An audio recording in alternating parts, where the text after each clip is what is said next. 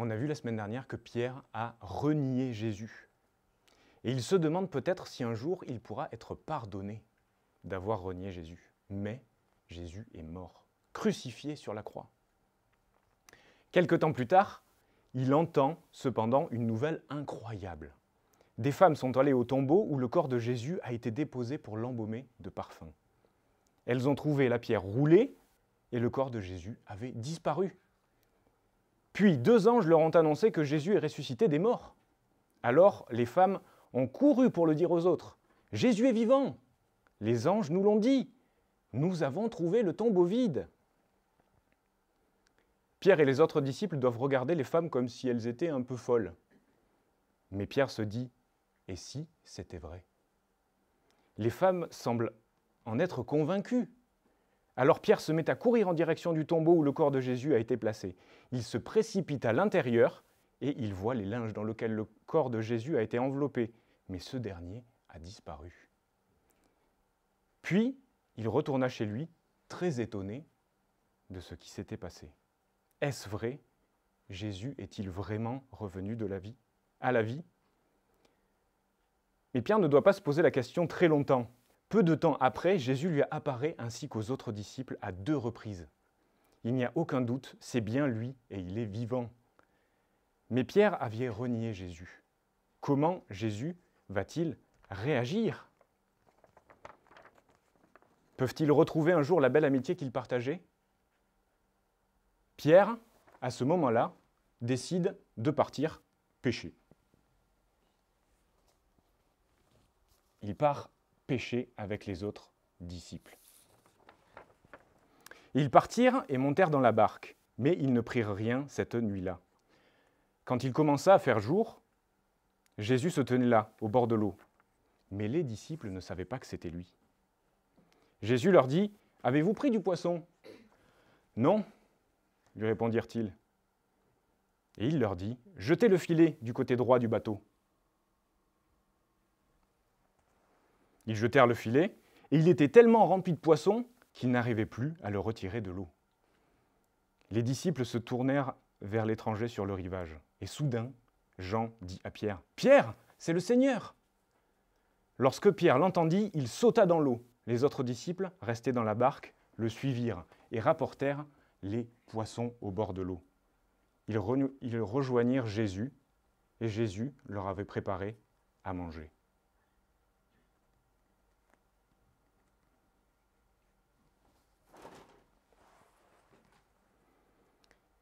Quand finalement ils arrivèrent sur le rivage, Jésus leur dit « Apportez quelques-uns de ces poissons que vous venez de prendre. » On va y arriver. Les disciples s'aperçoivent que Jésus a déjà préparé un feu et de la nourriture pour eux. C'est ce que j'ai dit précédemment. Jésus leur dit « Venez, venez manger. » Les disciples s'asseyèrent avec Jésus et il les servit. Jésus leur apparaît pour la 3e fois. Et voilà ce qui est écrit ensuite. Après le repas, Jésus demanda à Simon-Pierre, « Simon, fils de Jean, m'aimes-tu plus que ceci ?» Pierre répondit, « Oui, Seigneur, tu sais que je t'aime. » Jésus lui dit, « Prends soin de mes agneaux. » Puis il demanda une 2e fois, « Simon, fils de Jean, m'aimes-tu » ? « Oui, Seigneur, répondit-il, tu sais que je t'aime. » Jésus lui dit, « Prends soin de mes brebis. » Puis il lui demanda une 3e fois, « Simon, fils de Jean, m'aimes-tu » ?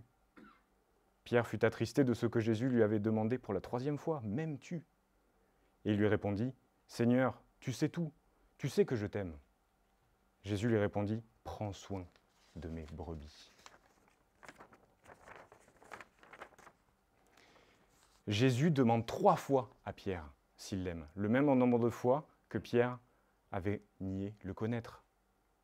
Comment Jésus a-t-il réagi au reniement de Pierre? Il lui a pardonné. Il veut que son disciple sache qu'il est pardonné et que Dieu a un plan merveilleux pour sa vie. Jésus veut que Pierre prenne soin de ses agneaux, ses brebis, c'est-à-dire de ceux qui croient en lui.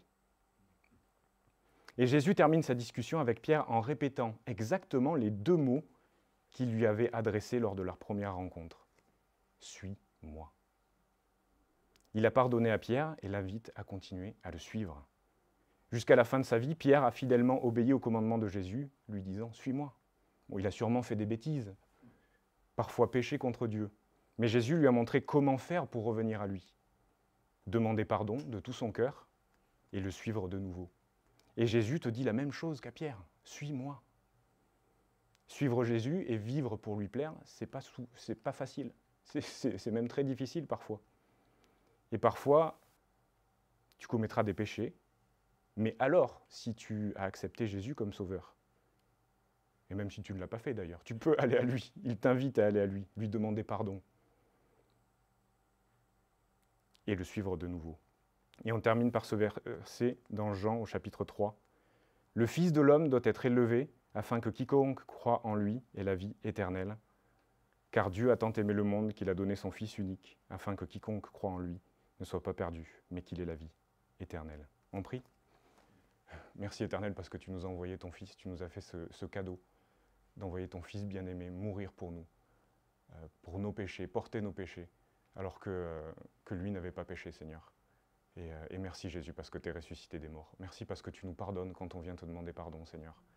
Et ce matin, on veut juste te demander pardon. Je te demande pardon pour mon péché.